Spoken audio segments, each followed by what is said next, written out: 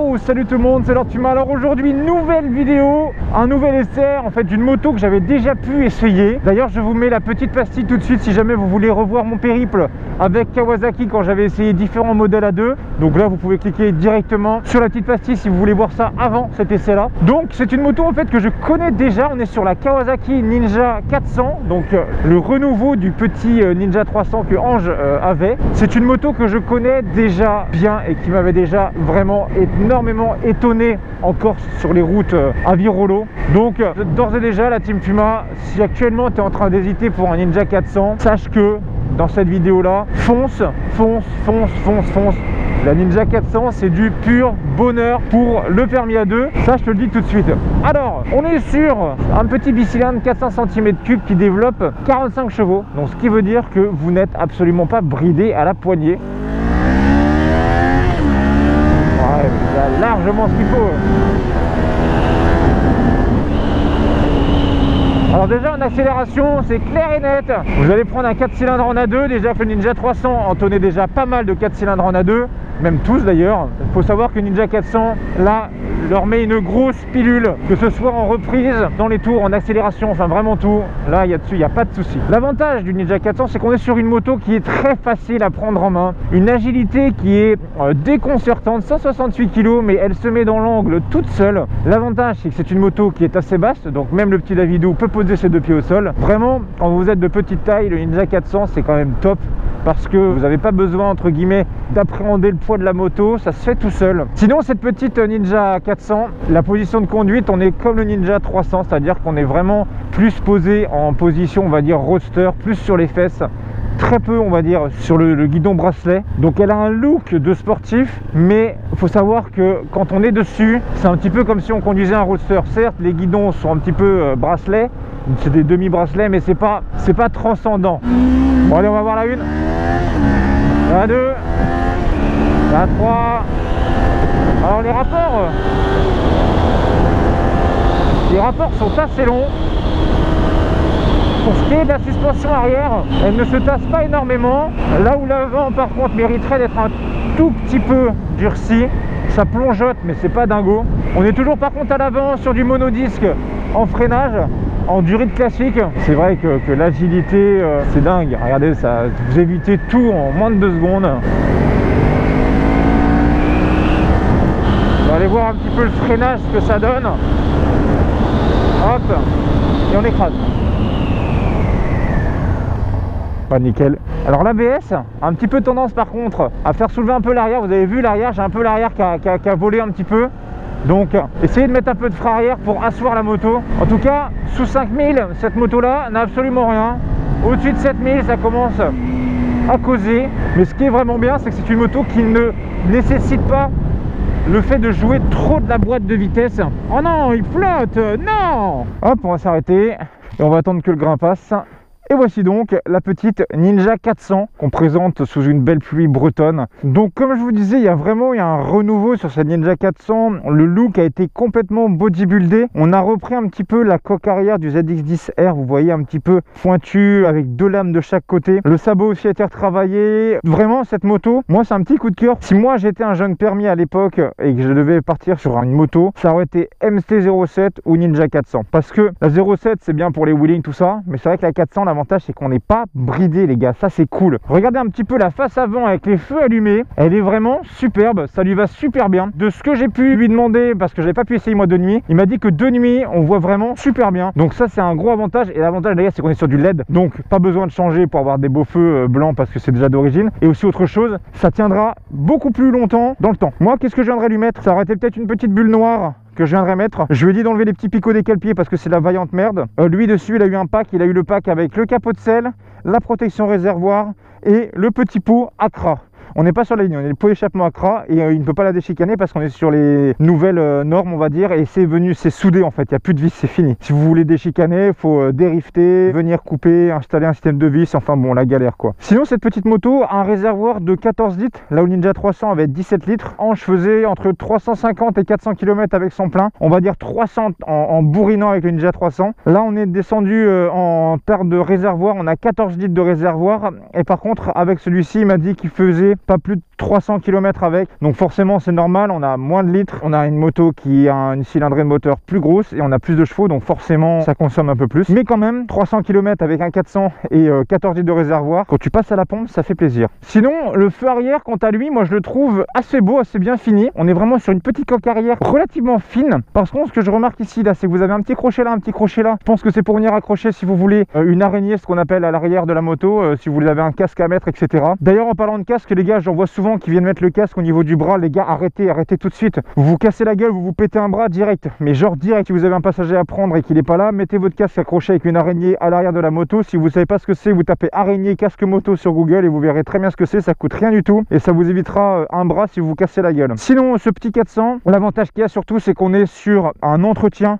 des pneus qui sont relativement petits, on va dire, donc le coût est pas énormissime. C'est vraiment, moi je trouve que c'est vraiment des très bonnes motos. Un Ninja 400 dans des petites courbes face à de la grosse cylindrée, et ben personnellement ça paye pas de mine du tout. Déjà qu'un Ninja 300 dans les petites courbes c'est déjà oufissime. Je sais pas si vous aviez vu un moment sur YouTube, il y a un mec en Ninja 250, donc c'est 2 générations avant celle-là, qui met des pins complètes à du R1, à du ZX10R en courbe, parce que les gars ils arrivent comme des salauds, là où le Ninja n'a pas besoin de freiner quoi. C'est l'avantage de ces motos là, c'est que vous pouvez arriver à fond de taquet dans les courbes et ça passera sans problème quoi. Bon, par contre allez-y à votre rythme les gars, hein. Démarrons maintenant la bête, le ZX10R Pocket comme on dirait. Donc ce petit compteur, qu'est-ce qui saute aux yeux quand on le démarre tout de suite? Déjà premièrement, c'est qu'il y a déjà eu un travail de design. Comparer le compteur du Ninja 300 sur ma vidéo test que j'ai fait sur ma chaîne et comparer ce compteur là, il y a clairement eu, on va dire, une recherche de design, une recherche d'information, une recherche de clarté de l'information, ça c'est sûr et certain. Donc qu'est-ce qui va vous choquer? Premièrement, c'est que le petit 400 part de 0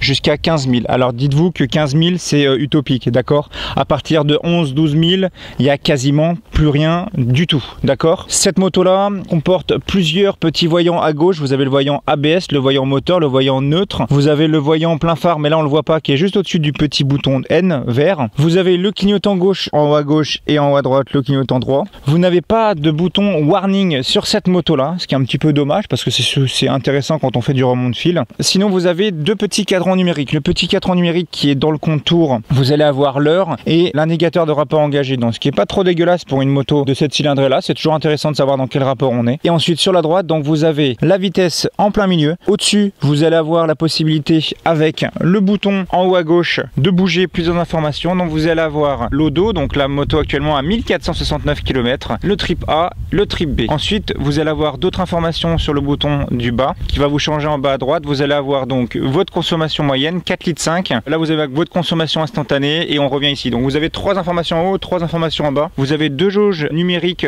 Celle du bas c'est la température moteur et celle du haut vous avez une jauge de essence avec réserve.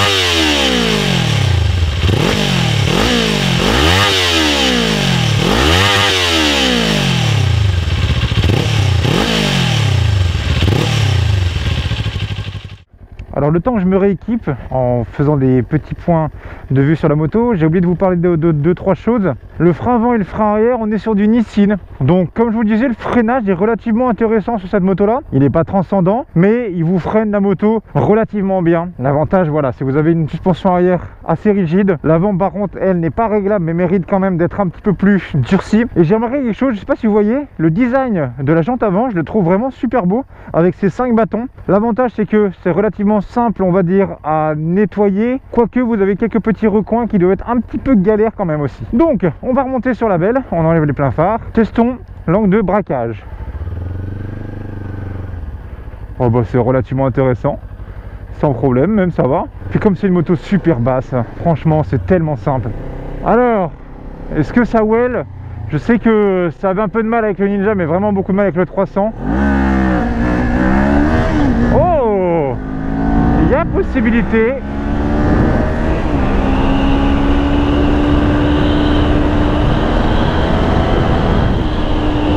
Les courbes arrivent très très vite à son guidon.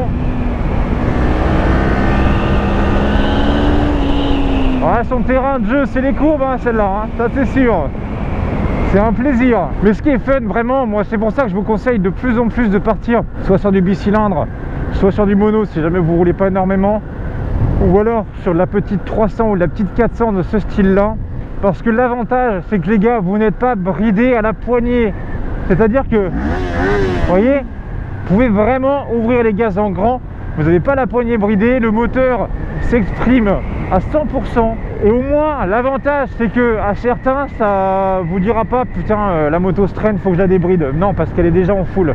Donc ça évitera, excusez-moi du terme, mais des gens Kevin qui achètent des motos à deux et qui se disent ouais, mais il fait un beau bruit, oh lolo, et une semaine après, bam, ça débride. Et une semaine après, bam, ça se prend Josette en RS5. Tu vois ce que je veux dire ou quoi?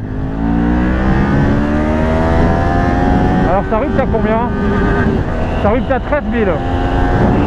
Sachant que là, comme la moto a, on va dire 3000 à 4000 km, le moteur s'est pas encore totalement libéré. Mais la prise en angle est toujours aussi fabuleuse. On reste sur du Kawa. Kawa, ça reste quand même un délire complet en courbe. Est-ce qu'elle va lever au gaz genre comme ça? Non, quand même pas. Et là, franchement, avec le 400 pour venir s'extirper d'une voie d'accélération, vous voyez comme là, il faut dégager très vite d'un stop si ça arrive vite derrière vous. Ça se fait sans souci. Et l'avantage aussi, je pense que le duo ne sera pas trop un problème sur cette moto. Parce que tout simplement, il y a largement assez de puissance pour du A2 pour pouvoir accélérer sans trop de problèmes. Vous voyez, elle a quand même de l'arrache. La boîte de vitesse, quant à elle, les rapports passent vraiment tout seul. Je vois pas de point mort spécifique. La boîte est assez souple. Ah, sur piste, cette moto là, ça doit être un régal. Tu dois trop t'amuser. Sur une petite piste avec que des petits rouleaux, tu as le genou au sol dans toutes les courbes. Mais genre vraiment. Mes petites poules sont là, mes petites poules sont pas là. Ah, elles sont là-bas mes poules. Yes, une bonne vidéo. Vous voyez, les reprises en 3, en 4, rien à dire. Mais genre vraiment rien à dire. Est-ce que vous pensez que ça touche? Eh ben oui, genou au sol. Même pas besoin de forcer quoi, putain. Incroyable. Non, franchement les gars, c'est vraiment des motos que je vous surconseille. Ces petits 300, ces petits 400, c'est le top, c'est le top. J'ai oublié de vous dire, tiens, vous voyez le petit rond qui est ici, c'est un petit rond si jamais vous voulez mettre une prise USB sur cette moto là, si jamais vous voulez voyager, faire de la distance. C'est des motos qui n'ont pas peur de voyager les gars. Vous pouvez faire le tour de la France complet. Ange l'a fait en Ninja 300, elle a eu aucune couille. Ça consomme rien, c'est agile, franchement. Vous pouvez vraiment tout faire avec ces petits 400 et c'est top, franchement c'est top. Et c'est largement suffisant en puissance pour aller s'extirper des courbes, pour aller sur l'autoroute ou autre. Ça va pas galérer, donc franchement, foncez les gars. Bon et bien les gens, moi je vous dis merci à tous d'être de plus en plus nombreux. N'hésitez pas, j'ai ma nouvelle boutique avec mes nouveaux vêtements qui vont sortir. N'hésitez pas à bientôt checker en description pour aller, si vous voulez, voir ces petits vêtements. Je vous ai fait des nouveaux tarifs. J'ai essayé de faire quelque chose de propre. Désolé si jamais il y aura des retards dans les commandes, parce que c'est moi qui vais tout faire de A à Z sur ce site là. Les envois, les choses comme ça, machin. Donc voilà, je me lance là-dedans. Je sais que vous êtes nombreux à me demander en message privé. Donc je me suis dit, tant qu'à faire, si jamais vous voulez me soutenir dans cette boutique là pour me permettre de créer des nouveaux projets sur ma chaîne, des nouveaux road trips et plein d'autres choses, et bien moi je vous dis à très bientôt. Merci encore à tous, gros bisous, ciao ciao.